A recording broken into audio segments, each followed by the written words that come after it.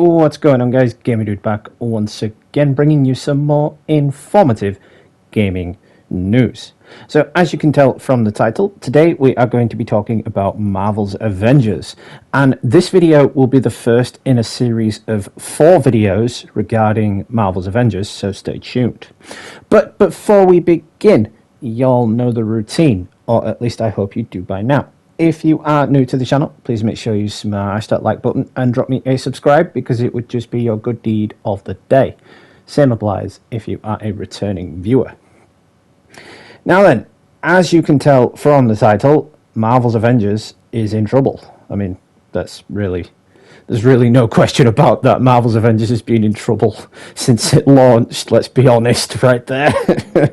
But yeah, getting right into it, it does sound like Marvel's Avengers time on Earth is coming to an end, and coming to an end rather soon. There's no one who will deny that the Avengers game has not gone exactly to plan for Crystal Dynamics or Square Enix. That's probably why Square Enix decided to jump ship and sell it off to who was it now? Who did Embracer Group? That's the one, Embracer Group. Now, there are a variety of reasons why the game has failed to live up to its initial expectations. For one, it's just not very good, you know? It's a big AAA title with a big name slapped on it, and it's just not enough, you know? That's like slapping on the God of War title to the upcoming TV series and expecting it to be good. There's just no way it can be as good as the game. And it's the same with the Avengers game. They slapped the Avengers IP on it, expecting it to be as good as the Avengers movies. And it just wasn't. It failed. The story mode was on par. You know, the story mode was good. I enjoyed the development of Kamala Khan and her character. But the end game content, all this drip feeding stuff, it's just no. But more on that later. Now, of course, its post-launch support has been fairly lackluster and often slow-moving, with half a year between content. And 3, it also just missed out on the peak Avengers hype, both in timing and by distancing itself from the MCU as much as possible, which it's really not doing anymore, considering every other week they're adding in some kind of new reskin of a MCU suit. Like, before we got Thor's skin, the week after, we'll get a skin that's identical, but he's just got his helmet removed, or he's got his helmet on. So, they're not exactly trying to distance themselves from the MCU either. But yeah, it's unclear how many still actually play the game. There aren't any play numbers or viewing numbers on how many people play the game. But personally, when I play it and I try and get into a server for a mission that requires 4 players, I'm usually sat there waiting for about 10-15 minutes just for the players to fill up. And then usually when they do, they dip out, or the game server decides, nope, you're not having anybody play it with you, I'm kicking everybody out, and then you've got to wait again, which is a huge pain in the arse, and something they still haven't fixed from day one. But again, this support isn't the most robust post-launch support, but it's something. That said, though, it sounds like it is coming to an end with recent chats that I have found and will dive into right now. Speaking during the Launch Table podcast, Marvel's Avengers insider and leaker Miller, who has been credited for various Marvel's Avengers leaks, relayed rumblings he's heard that suggest the sun may soon be setting on the Marvel game. When asked about whether or not we will get a big post-launch moment that rejuvenalizes the game and brings in new players, Miller had the following to say. I got to tell you, I'm not sure we ever will. There's so much that I can say. I've had conversations in the last few weeks that paint a rather grim picture of the game's future. He continues with, I was on record a few months ago saying I don't think we're going to make it past the 4.0 update series. I really don't see it. I mean, that's over a year away. We still have the whole 3.0 series update to get through. Now, my personal theory has always been that the game would not survive past 3.0. I mean, it was said when the game first launched that they had a 5-year plan, but given how badly it's doing and given how badly it's been received, and I'm not just talking about reviewers and whatnot, I'm talking about, all the post-launch content and how badly that's being received by the fan base and how we've got to wait like half a year before something new gets added, and then it's always buggier and buggier and buggier. Not to mention that Crystal Dynamics and Square Enix, who made the Guardians of the Galaxy game, have also given up on that. They have confirmed they are not making a sequel to that. And that one, it can be argued, was a lot more successful than the Avengers. But anyway, for what it's worth, this does line up with a lot of rumblings I've heard myself as well. From what we understand as fans, a skeleton crew is all that remains to be working on this game. And with other projects ramping up at Crystal Dynamics, such as the Tomb Raider reboot, the crew is getting smaller and smaller. I personally wouldn't be surprised if Winter Soldier ends up being like the main final DLC character, if not Captain Marvel, just to bring this whole Kree storyline to an end, because it would be a bit of a dick move introducing the Kree and teasing Captain Marvel for it, and then it going absolutely nowhere. But this is going to be diving into what will be part 2 or 3 of this video series, and that is She-Hulk, who has been rumoured to be coming to the game, but has also been rumoured to have been cancelled altogether.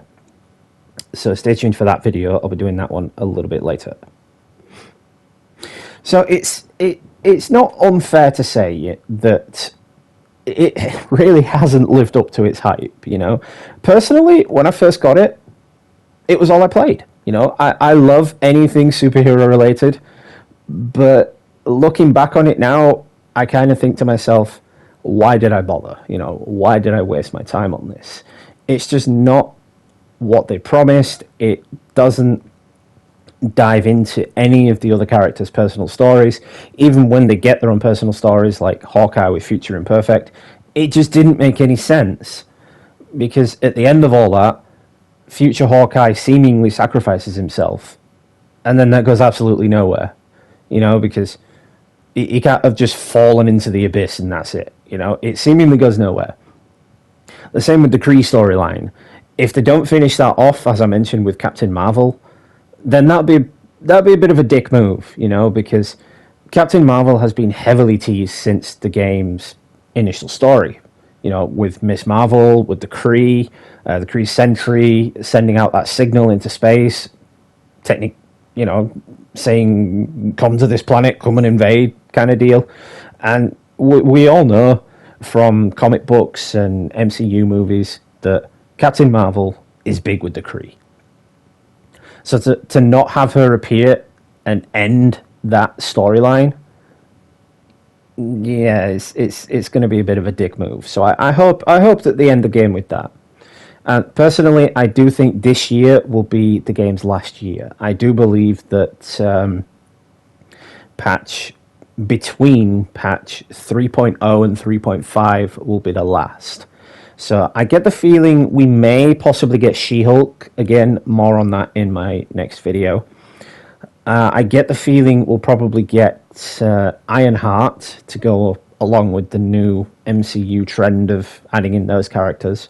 But she'll be an Echo character, so she won't come with any story. I get the feeling we'll get War Machine, who will also be an Echo character of Iron Man, so he won't come with his own content. And I believe they will finish it with Captain Marvel. But that's just my personal theory. Let me know down in the comments what you guys think. Do you think the game's done? Do you think that they are just going to abruptly end it without any resolution to the story? Because we have seen that happen in previous games in the past. Or do you think that it's going to have some more life breathed into it? You know, that they're going to introduce something that's going to bring players back and people are actually going to enjoy it? Or do you think they're going to move on to something different, like possibly an open world Avengers game? You know, instead of just exploring these small little maps that you get in Marvel's Avengers, they're going to give us a big open landscape. You know, say Latveria. You know, the Avengers have to travel to Latveria to stop Doctor Doom from doing something, and it's like a fully open world Latveria. Or do you think they're just going to stop with the Avengers and make all these mini singular hero games that seem to be coming? Because we have a Black Panther game rumored to be coming. We have a confirmed Captain America game to be coming, not to mention Insomniac Spider-Man. So it does seem like that the singular-based hero games are the way to go. You know, I've said this before and I'll say it again. Just give it to Insomniac, you know. Give all the Marvel hero rights to Insomniac. Well, who are now owned by Sony, but yeah, still. Give it to them. You know, they've proved they can do it and do it right with Spider-Man. So just let them have Black Panther. Let them have Guardians of the Galaxy. Let them have the Avengers. Let them do it correctly. Let them do it right, you know? Because even with this Captain America game and Black Panther game, it's EA Games. And EA Games said themselves a couple of years back that single-player story games were dead. So they really have no business making single-player superhero games, do they? But yeah, anyway, that's it for this video. So thank you all for stopping by. I do appreciate it. Like I said, this will be a series of 3, maybe 4 videos, so stay tuned for those as well. And of course, y'all know the routine. If you are new to the channel, please make sure you smash that like button and drop me a subscribe, because it would just be your good deed of the day. Same applies if you are a returning viewer.